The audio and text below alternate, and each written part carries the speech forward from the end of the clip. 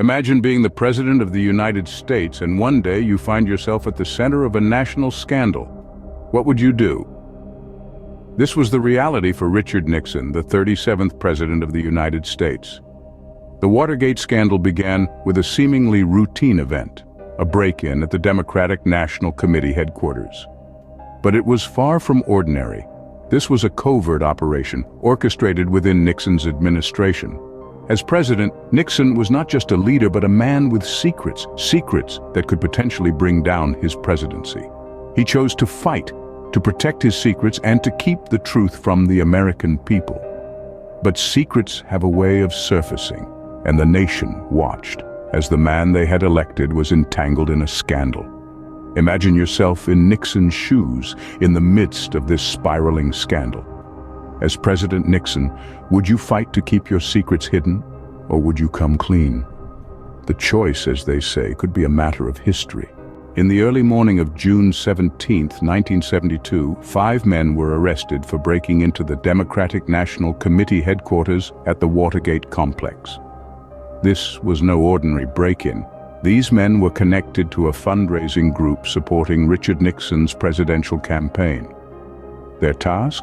To gather intelligence on Nixon's rivals through wiretapping and document theft. Following the break-in, the Nixon administration orchestrated a systematic cover-up involving destroyed evidence and paid-off burglars. Their actions reflected a belief that they were above the law. Enter 2 journalists, Bob Woodward and Carl Bernstein. Guided by a secret informant known as Deep Throat, they began to piece together the puzzle. Their reporting exposed the depth of the administration's deceit. This scandal wasn't simply good versus evil, it was a complex interplay of power, ambition, and self-preservation. The administration succeeded in diverting attention away from the break-in. But like a house of cards, one slip can bring everything tumbling down. In a dramatic turn of events, it was revealed that President Nixon had a secret tape recording system in his offices. These weren't just any tapes, they were revealing conversations from the Oval Office, potentially exposing the Watergate scandal. Nixon, of course, fought to conceal these tapes, claiming executive privilege. But the investigators were relentless. They knew these tapes could unravel the Watergate mystery. After a grueling legal battle, the Supreme Court ordered Nixon to release the tapes. It was a pivotal moment, a triumph for truth and justice. The most damning tape was recorded just after the Watergate break-in, revealing a conversation between Nixon and aide H.R. Haldeman. The tape demonstrated Nixon's active participation in the cover-up, his efforts to hamper the FBI's investigation. This was the evidence investigators needed, the missing piece of the puzzle. Nixon's own words, his own voice, implicated him. The man leading the country was found entangled in a scandal shaking the pillar's democracy. Nixon's own words on tape would become his downfall. His voice, once a beacon of authority, now symbolized deceit and corruption. The tapes, hoped to be his safeguard, ironically, became the tool of his downfall. On August 8, 1974, facing nearly certain impeachment, Richard Nixon became the first U.S. president to resign from office. The Watergate scandal had triggered a national crisis.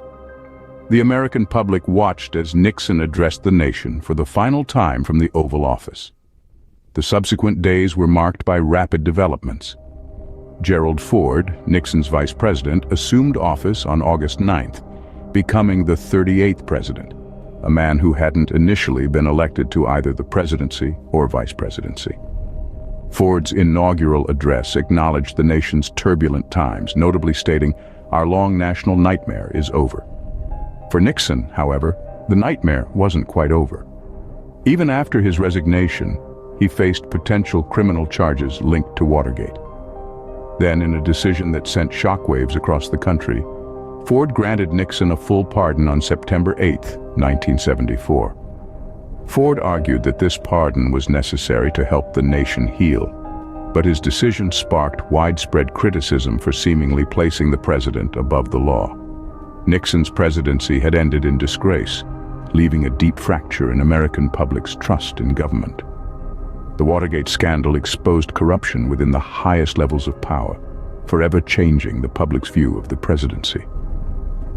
In the end, Nixon's legacy would forever be tarnished by the scandal that bears the name of a simple hotel, Watergate. The Watergate scandal shook America to its core, but what impact does it have on us today? The Watergate scandal significantly influenced America's political scenario, reshaping the perception of political ethics, trust, and journalism. It exposed the corrupt side of politics, leading to stricter ethical guidelines. One notable outcome was the Ethics in Government Act of 1978. The scandal also caused a drop in the public's trust towards the government. A Gallup poll showed that trust declined from 77% to 36% between 1964 and 74. This distrust continues today. Watergate also highlighted the importance of investigative journalism. Journalists Bob Woodward and Carl Bernstein's efforts led to the exposure of the scandal and emphasized the role of a free press in a democracy. Their work inspired future journalists and affirmed the importance of investigative reporting. In conclusion, the Watergate scandal has left an indelible mark on American society. It reshaped political ethics, eroded public trust in government, and redefined the role of journalism. Watergate remains a stark reminder of the power of truth and the importance of accountability in our leaders. It's a lesson we must never forget.